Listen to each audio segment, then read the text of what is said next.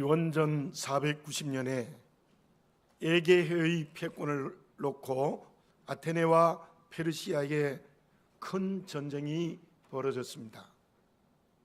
마라돈 광야에서 벌어진 전쟁에서는 아테네가 매우 약했지만 그러나 결국 결과는 아테네가 대승리를 거두었습니다.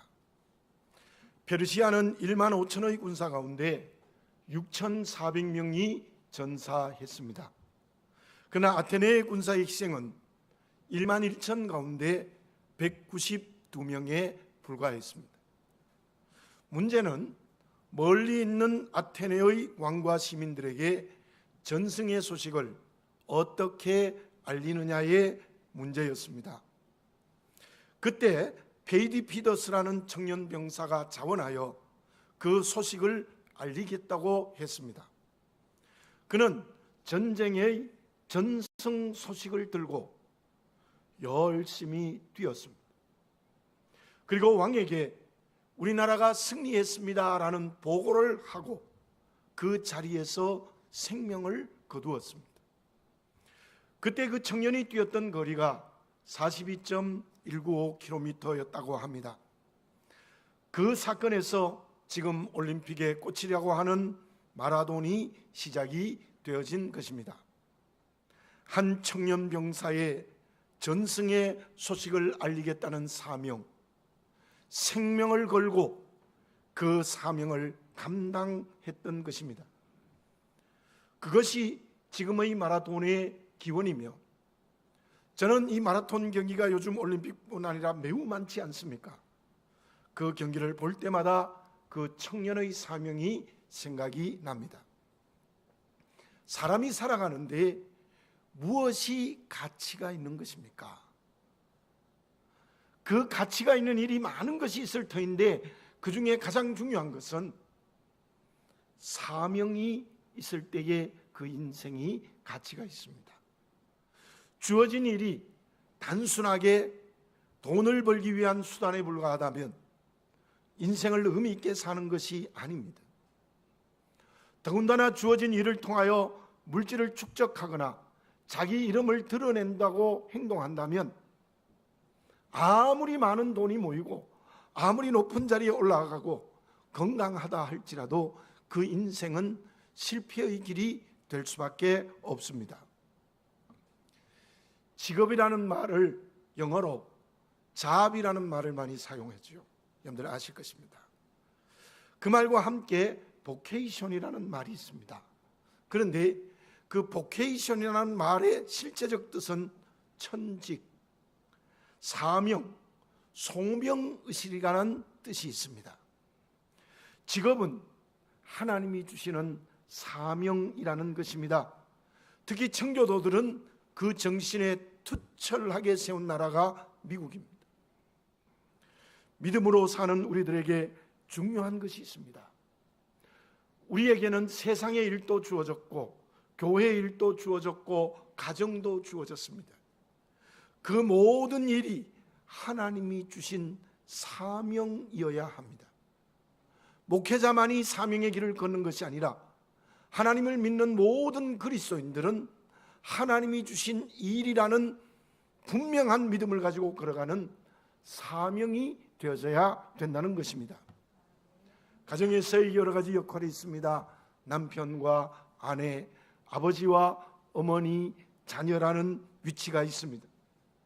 그 모두가 다 하나님이 주신 자리입니다. 그래서 그 역할을 하나님이 주신 거룩한 사명으로 감당할 때 그 가정이 여호와의 집이 될 수 있습니다. 그런데 가정에서 부부가 하나님이 주신 남편, 아내가 아니라 세상이 주는 남편과 아내의 자리를 가지면 자녀들이 부모 앞에서 정말 세상적인 세속적인 자리로서의 자녀, 그런 일들이 너무나 많이 지금 벌어지는데요. 부모도 마찬가지입니다. 그러면 그 집은 여호와의 집이 될 수가 없습니다. 직장과 사업은 더욱 그러합니다. 내게 주어진 직장, 내게 주어진 사업 전부 하나님이 주신 사명의 일이 되어야 합니다. 어려움이 있어도 하나님의 말씀대로 순종하는 직업과 사업이 되어져야 되는 것입니다. 교회 일도 마찬가지입니다. 교회에서 맡겨진 일에는 물질적 보상이 없습니다. 도리어 물질을 드려야 됩니다. 그래서 소홀히 하는 경우가 많이 있습니다. 교회 모든 직분과 봉사, 하나님이 주신 사명의 자리입니다. 그러므로 힘이 들수록 내 열심으로 하면 안 돼요. 내 열심으로 하면 반드시 상처받습니다. 하나님이 주시는 힘으로 해야 됩니다. 하나님이 주신 은혜로 해야 됩니다. 왜? 교회 안에서 주어진 모든 봉사의 직분이 하나님이 주신 사명이기 때문입니다. 고린도전서 10장 31절에 이러한 말씀이 있습니다. 너희가 먹든지 마시든지 무엇을 하든지 다 하나님의 영광을 위하여 하라. 그럼 저를 따라서 한번 해볼까요? 다 하나님의 영광을 위하여 하라. 99%가 아닙니다. 다 100% 온전히 하나님의 영광을 위하여 하라. 하나님의 명령입니다. 가정에서의 역할이나 직업이나 사업, 교회 봉사의 일이 자기의 이름을 드러내기 위해서 하면 안 됩니다. 자기의 영광을 위하여 하면 안 됩니다. 다 하나님의 이름이 드러나고 하나님의 영광이 돌려져야 됩니다. 왜?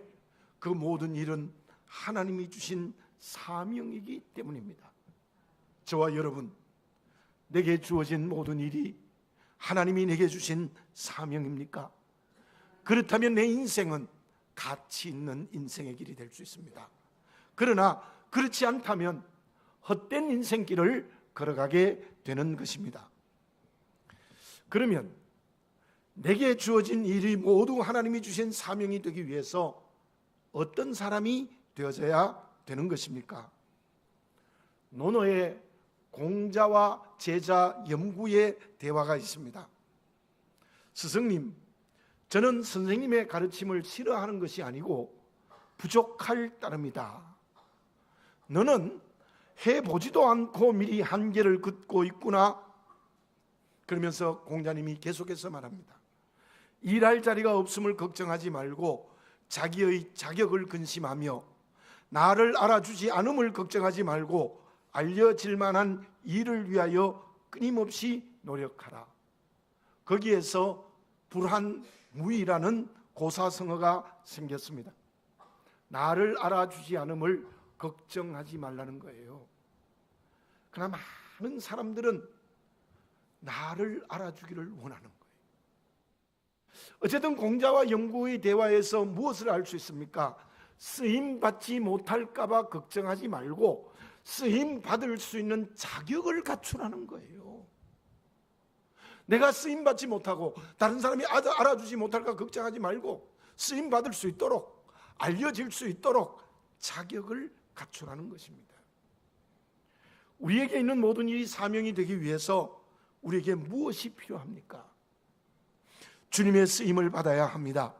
공자의 말과 연결시키면 주님의 쓰임을 받지 못할까 걱정하지 말고 주님의 쓰임을 받을 수 있는 자격을 갖추는데 끊임없이 노력하라는 것입니다. 우리가 주님의 쓰임받아 주어진 일이 사명이 되기 위해서 어떤 자격을 갖추어야 합니까? 먼저 본문의 말씀에 나타난 제자들을 봅시다. 15절에 보면 제자들이 이렇게 말씀을 드리고 있습니다. 식사가 할 때가 되었으니 무리를 마을로 보내서 사 먹게 해야 되겠습니다. 주님께서 어떻게 대답하셨습니까? 16절에 이렇게 말씀하십니다. 갈 것 없다. 너희가 먹을 것을 주어라. 중요한 말씀입니다. 갈 것 없다. 너희가 먹을 것을 주라 했습니다. 그때 17절에 보면 한 제자가 여기에 한 소년이 가져온 보리떡 5개와 물고기 2마리가 있습니다 라는 보고를 주님께 드렸습니다. 그때 주님은 그 보리떡과 물고기를 가지고 하나님께 기도드리고 무리들에게 나누어 주셨습니다. 19절에 보면 그 음식을 나누는 사람들은 제자들이었습니다. 20절에 보면 남은 조각을 거두는 사람도 제자들이었습니다. 본문의 말씀에 나타난 제자들을 선악간의 평가를 많이 합니다. 제자들이 믿음이 있다, 믿음이 없다, 뭐 계산만 했다, 뭐 여러 가지 해석을 성경학자들도 하고 또 설교하는 사람들도 하고 또 우리도 합니다. 그럴 수 있습니다. 그러나 본문의 말씀이 주는 분명한 주님의 뜻이 있습니다. 그것은 이 기적의 역사를 제자들의 손을 통하여 주님께서 이루셨다는 겁니다. 너희가 먹을 것을 주어라. 다시 말씀드리면 제자들이 주님의 쓰임받아 역사가 일어난 것입니다. 그 이유가 무엇입니까? 베드로, 안드레, 야고보, 요한은 배와 그물, 부친과 가족을 버리고 예수님을 따라갔습니다. 마태는 세관의 자리에서 일어나서, 그때 가장 많이 돈을 벌 수 있는 세관의 자리에 일어나서 예수님의 제자가 되어졌습니다. 12제자는 모두가 다 자기를 주님께 드렸습니다. 내 생명과 운명까지도 주님께 드린 사람들이 제자들입니다. 물론 그 당시의 제자들은 주님을 통하여 성공하려는 마음은 있었습니다. 그렇지만 분명한 것은 그때 제자들은 내 운명도 생명도 자기를 주님께 드렸다는 것입니다. 누가 주님의 쓰임을 받을 수 있겠습니까? 그것은 내가 제자들처럼 주님께 드려져야 됩니다. 저는 이렇게 생각을 해보았습니다. 얼마를 주님께 드리느냐에 따라서 쓰임받는 사명의 정도가 결정되어질 수 있습니다. 내가 왜 이렇게 일이 작을까? 왜 감당 못할까? 나를 드리지 않았기 때문입니다. 로마서 12장 1절에서 이렇게 말씀하고 있습니다. 너희 몸을 하나님이 기뻐하시는 거룩한 산제사로 드리라. 나를 제자들처럼 전부 주님께 드리라는 겁니다. 우리가 주님의 쓰임받아 사명의 길을 갈 수 있는 것은 나를 온전히 주께 드리는 것이 첫 번째 자격입니다. 나를 드리지 않으면 주님의 제자가 될 수 없습니다. 나를 드리지 않으면 주님의 사명을 감당할 수 없습니다. 나를 드리지 않기 때문에 가정이 여호와의 집이 안 됩니다. 나를 드리지 않기 때문에 직장과 사업이 생명의 장소가 되지 못합니다. 나를 드리지 않기 때문에 교회가 문제가 일어나는 것입니다. 그리고 보리떡 5개와 물고기 2마리를 주께 드린 소년입니다. 이 음식은 그 당시에 가난한 사람이 먹는 음식이 어떤 의미에서는 아닙니다. 매우 천한 사람이 먹는 음식입니다. 보리떡이요.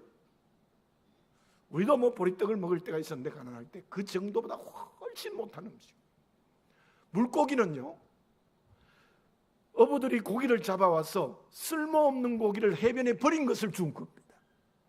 그러니까 얼마나 참 보잘것없는 도시락이었습니까? 그러나 그때 소년이 가진 전부였습니다. 그 전부를 주님의 손에 드린 겁니다. 우리의 가정과 직장과 사업과 교회의 일이 사명이 되기 위해서는 첫 번째는 나를 드리는 자격이 필요하고, 두 번째로는 내게 있는 그 무언가를 주님의 손에 드려야 됩니다. 건강, 물질, 지위, 자녀 전부 주님의 손에 드릴 때에 우리는 사명의 길을 걸어갈 수 있다는 것입니다. 그것을 이렇게 해석할 수 있습니다. 내가 가진 모든 것이 주님의 뜻대로 쓰여져야 돼요. 내 뜻대로 쓰면 안 됩니다. 제가 이런 말씀을 자주 드립니다. 시장을 볼 때도, 자녀의 학비를 줄 때도, 뭐 외식을 할 때도 정말 우리의 신앙 정신이 바로 주님의 손에 드려진 것으로 쓰여질 수 있는 믿음, 그게 있을 때에 사명의 길을 걸어간다는 거예요. 헤롯의 왕궁에 있는 최고의 요리라도 주님의 손에 드려지지 않으면 아무것도 아닙니다. 그것은 도리어 백성들에게 해를 주는 것밖에 될 수 없습니다. 동방박사들이 황금과 유황과 모략을 주님께 드렸습니다. 그때 성령이 역사하여 다른 길로 고향으로 돌아가는 새로워지는 역사가 일어났습니다. 그런데 문제는 실제로 내 것은 아무것도 없어요. 우리는 착각하고 사는 거예요. 내 이름으로 등기된 것, 통장에 있는 내 이름으로 된 물질, 내 자녀, 여러분들 내 것이 아닙니다. 내 것이 아니에요. 착각하시면 안 돼요. 하나님이 이 세상 사는 동안 주님의 뜻대로 사용하라고 주신 은혜요 은사일 뿐입니다. 그러므로 나를 하나님께 드려야 되고, 내게 있는 전부 모든 것이 주님의 손에 드려질 때에 우리는 하나님의 쓰임받아 사명의 길을 걸어가는 자격을 갖춘 그리스도인이 될 수 있다는 말씀입니다. 아브라함은 자기를 하나님께 드렸죠. 고향을 떠났습니다. 롯에게 기름진 땅 양보했습니다. 가는 곳곳마다 하나님께 제단을 쌓았습니다. 가는 곳곳마다 하나님께 제단을 쌓았다는 것은 나를 하나님께 드린 겁니다. 어떻게 그렇게 할 수 있었습니까? 내가 하나님께 온전히 드려졌기 때문입니다. 그런데 그 아브라함에게 하나님의 놀라운 명령이 떨어졌습니다. 너에게 있는 외아들 이삭을 내게 바치라. 이게 가능합니까? 아마 아브라함은 그때 부자였습니다. 종과 물질 다 드릴 수 있어도 외아들 이삭만은 드릴 수 없었을 거예요. 100세에 낳은 아들입니다.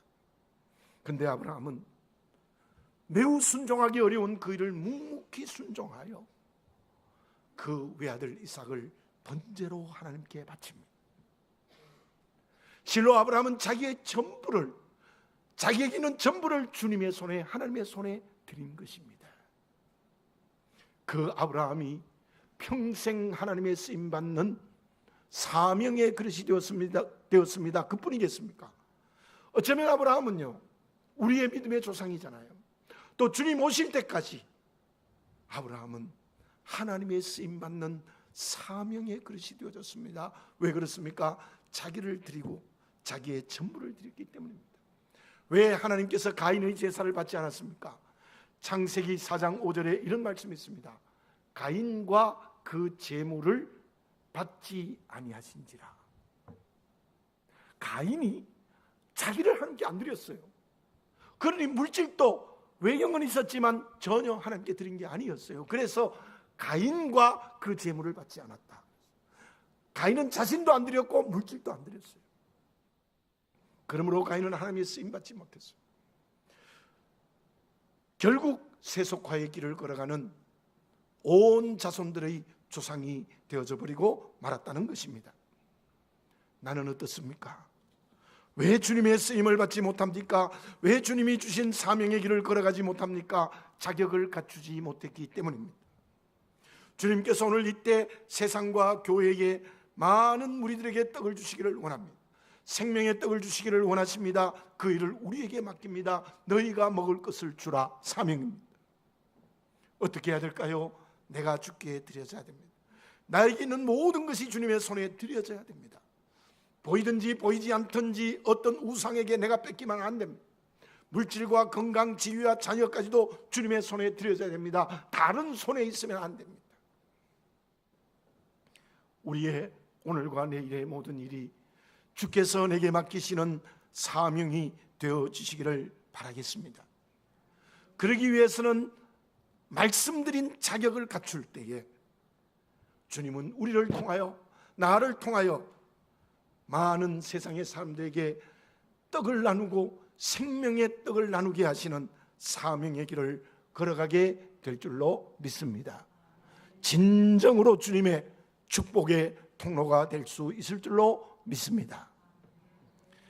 그러면 그렇게 주님이 맡겨주신 사명을 감당하기 위하여 내가 드려지고 나의 전부가 드려지기 위해서는 어떤 방법으로 그 사명을 감당할 수 있겠습니까? 과거에는 지능지수가 중요했습니다. IQ라는 거죠. 머리가 좋으면 좋은 대학에 가고 성공할 수 있었기 때문입니다. 그런데 근간에는 지능지수와 함께 감정지수가 좋아야 한다고 많은 사람들이 말하고 있습니다. EQ라는 거죠. 감정지수가 좋아야 된다. 감정이 제대로 조절되지 않으면 성공할 수 없다는 것입니다. 그런데요, 근간에는 새로운 지수를 말하고 있어요. 그게 무엇인가 하면 NQ라는 것입니다. NQ라는 말은 네트워크라는 말을 사용한 거예요.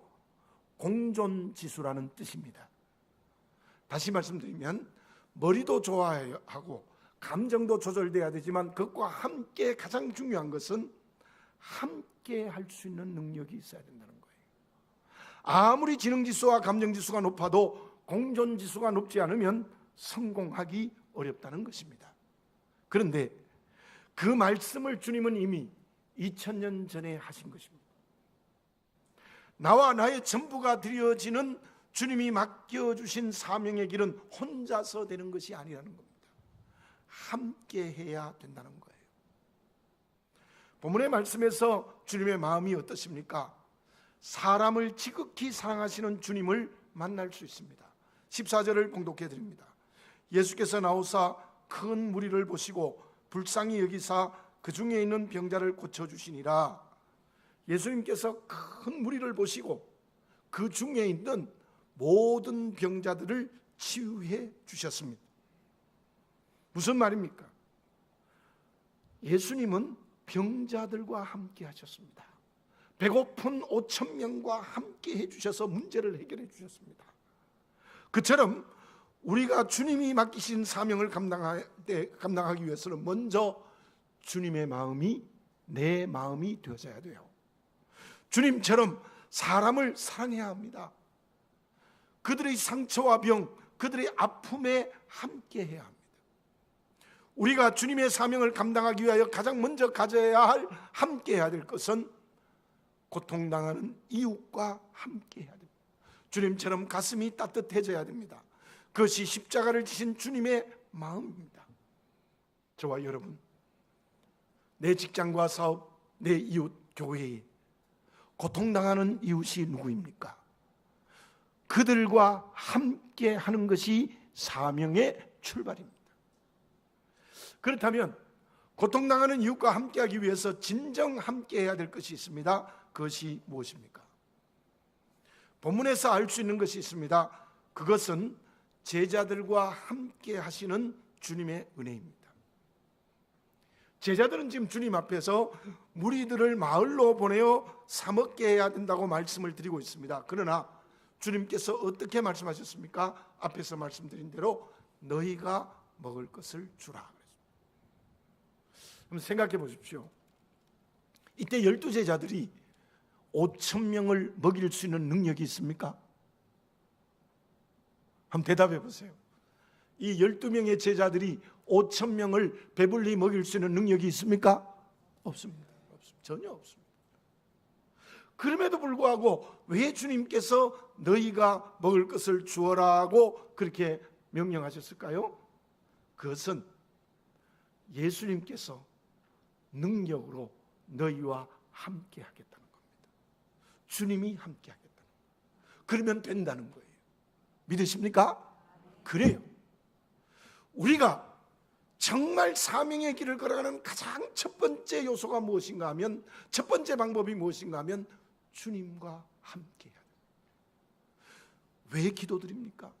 왜 말씀 묵상합니까? 왜 내 안에 성령이 충만해야 됩니까? 이 경건의 훈련을 하는 결정적인 이유는 하나님께서 내게 맡기신 사명을 감당하기 위해서는 주님이 나와 함께 하셔야 된다. 그래야 고통당하는 이웃과 함께 할 수 있고 영으로 죽어가는 이웃들에게 생명의 떡을 나누어 구원하는 사명을 감당할 수 있다는 것입니다. 사랑하는 교우 여러분들, 주님과 함께 해야 합니다. 주님과 함께 해야 합니다. 모든 경건을 통하여 성령이 충만해지시기 바라겠습니다. 기도를 통하여 주님과 연락하시기를 바라겠습니다. 말씀 묵상을 통하여서 말씀에 순종하는 선택의 결단이 새로워지시기를 바라겠습니다. 그래서 주님과 함께 해야 됩니다. 주님이 나와 함께 하셔야 됩니다. 그때 나를 드릴 수 있고 내 전부를 드려 사명의 문을 크게 열 수 있다는 것을 이 말씀을 통하여 보는 영의 눈이 열려지시기 바라겠습니다. 또 하나 함께 해야 될 것이 있습니다. 그것은 제자들이 서로 함께 해야 됩니다. 본문에서 제자들의 역할은 달랐지만 서로 함께 했습니다. 사명의 길은 홀로의 길이 아닙니다. 함께 동력해야 됩니다. 바울에게 누가라는 동역자, 디모데라는 동역자, 실라, 심지어 아굴라와 브리스길라라는 평신도와 같은 동역자들도 있었습니다. 그래서 바울이 교회를 세우고 사람을 구원하는 일을 감당했던 거예요. 저와 여러분 서로 함께 해야 됩니다. 우리가 베트남 선교를 12년 전에 시작했습니다. 아픈 손을 내밀며 락넌교회를 세웠습니다. 그리고 12년이 흘러서 9개의 교회를 지금 세우고 있습니다. 올해 내로는 선교사를 파송하려고 합니다. 그런데 베트남을 선교하는 일이 성도 한 사람의 일로 가능하겠습니까? 목사 한 사람만이 한다고 되겠습니까? 아니면 선교하러 가는 선교사 한 분만이 그 일을 감당할 수 있겠습니까? 우리 성남교회 모든 성도들이 함께 해야 돼요. 함께 할 때에 그때 주님이 함께 하시고 거기에서 베트남을 복음으로 정복하는 놀라운 역사가 우리 교회에 일어나게 될 줄로 믿습니다. 마태복음 13장에 하나님의 나라의 비유 7가지가 나타나는데 그 중에 7번째 비유가 그물 비유입니다. 그 비유는 마지막 때의 일을 말씀하고 있습니다. 그물에 고기를 잡아서 잘된 것과 못된 것을 골라낸다라는 그런 비유인데요. 그러나 그 구원의 역사가 그물을 통하여 이루어진다는 거예요. 그물이 네트워크입니다. 그물을 좀 더 상징적으로 해석하면 함께하는 겁니다. 구원과 멸망의 역사가 우리가 함께할 때 이루어진다는 말씀이에요. 고통당하는 이웃들에게 문제를 해결해 주는 사명, 복음을 알지 못하는 이웃들에게 구원하는 사명을 감당하기 위해서 우리는 함께 해야 됩니다. 주님과 함께 해야 합니다. 그리고 성도들이 서로 함께 해야 됩니다. 대만은 그 동역의 길을 버렸습니다. 주님과 함께하지 않고 세상과 함께했습니다. 복음 증가는 바울과 함께하지 않고 세속으로 가버렸습니다. 그 길에는 세상과 이웃과 함께하는 길이 없습니다. 그들을 구원하고 새롭게 하는 사명의 길이 없습니다. 저는 개인적으로 코스모스를 좋아합니다. 이제 곧 코스모스가 필 것입니다. 그런데 그 코스모스는 한 송이만 피어 있으면 외롭게만 보여요. 그러나 코스모스가 언제 아름답습니까? 꽉 모여 피어 있을 때, 어울려 피어 있을 때 너무 아름답습니다. 우리 성도들은 코스모스처럼 우리가 돼야 됩니다. 우리가 돼야 돼요. 하나가 돼야 되는 거예요. 함께 해야 되는 거예요. 거기에서 사명의 문이 열리는 것입니다. 무엇과 함께 합니까? 그 함께 가는 길이 생명의 길입니다. 그 이 세상을 하나님의 나라로 만드는 길입니다. 사람을 구원하는 길입니다. 다시 말씀드립니다. 세속과 함께 하지 마십시오. 오직 주님과 함께 하시기 바랍니다. 사명을 위한 동역자들과 함께 해야 됩니다. 그곳에 나를 하나님께 드리고 내게 주어진 전부를 주께 드릴 수 있습니다. 그 함께 가는 길이 사명의 아름다운 꽃이 피울 것이고 구원의 열매가 환히 맺는 놀라운 역사가 우리에게 일어날 줄 믿습니다. 결과는 어떻습니까? 21절을 봉독해 드립니다. 먹은 사람은 여자와 어린이 외에 5,000명이나 되었더라. 5,000명이 아니겠죠? 10,000명이 넘었을 거예요. 5,000명의 배고픔의 문제를 해결했습니다. 주께서 맡기시는 사명의 길을 걸어가면 전능하신 주님께서 나와 함께 해주셔서 문제를 해결해 주십니다. 개인적인 문제, 사회의 문제, 세상의 문제, 역사의 문제, 나아가서 저 북한의 문제 해결의 열쇠도 사명에 있는 줄로 믿습니다.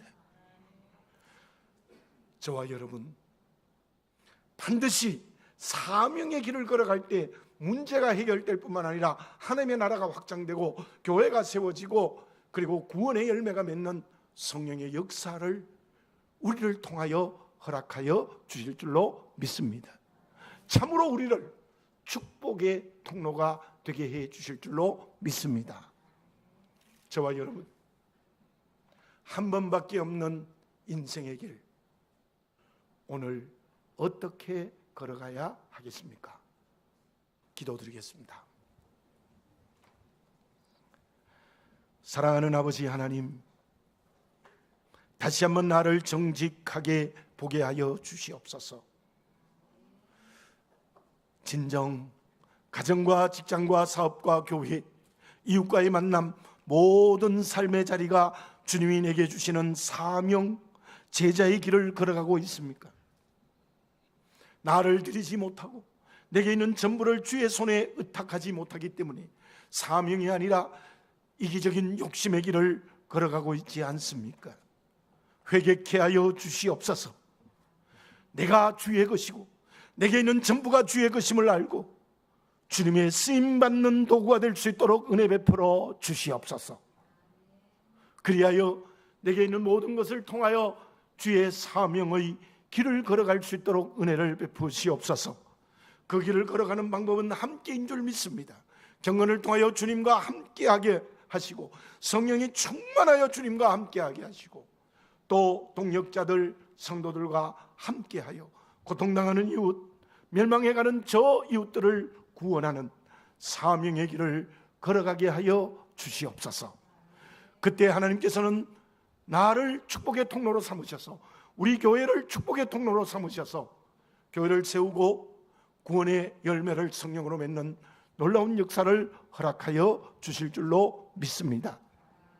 사랑하는 아버지 하나님, 나의 모든 삶, 가정과 직장과 사업과 교회에서의 삶이 하나님이 내게 맡겨주신 사명이 되게 하여 주시옵소서. 예수님의 이름으로 기도드립니다. 아멘.